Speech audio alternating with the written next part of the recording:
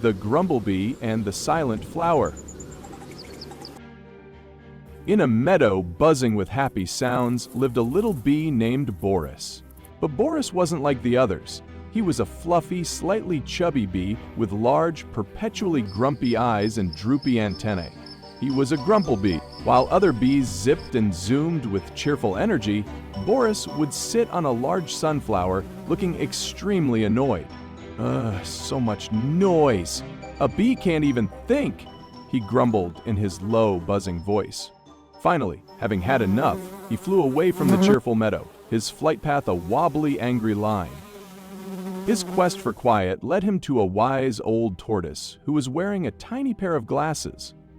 The tortoise listened to Boris's complaints and then pointed a slow, steady claw towards a distant, misty part of the forest. He spoke of a hidden place, the Whispering Meadow, where magical flowers called bell blooms sang the most beautiful music in the world. But, the tortoise warned, they only sang their song in perfect silence. A tiny, hopeful sparkle appeared in Boris's black eyes. Perfect silence and music, he whispered to himself. I must hear it!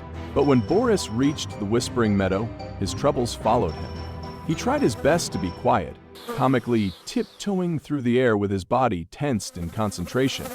Just as he thought he was being perfectly silent, a tiny twig fell from a tree and landed gently on his head. Gah!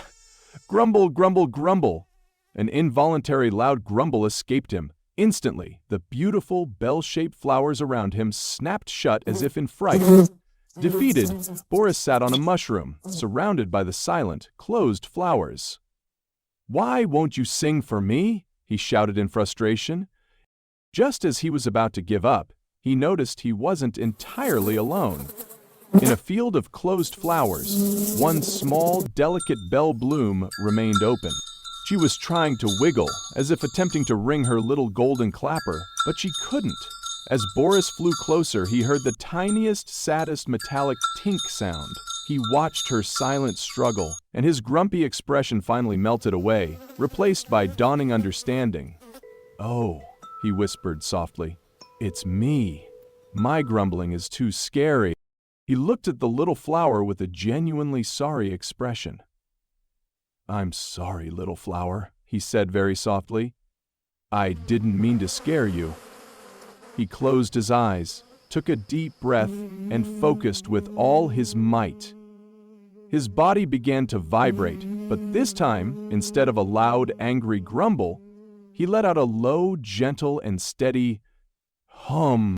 As the gentle humming sound reached Willow, her dewdrop eyes widened in surprise. Her delicate, bell-shaped petals visibly relaxed and began to glow with a soft, warm light.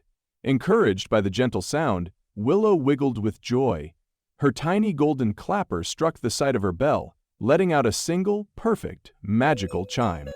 In a chain reaction, all the other closed flowers in the meadow slowly began to open. One by one, they started to glow and ring their own bells, joining Willow's song. His eyes were wide and sparkling as he continued to hum his gentle, happy tune, providing the deep, steady note for the flowers' tinkling melody. The entire meadow was now alive with a symphony of soft light and beautiful music, a sound he had helped create not by demanding silence, but by changing his own tune. The most beautiful noise in the world, he whispered with joy. Please like, share, and subscribe for more interesting stories.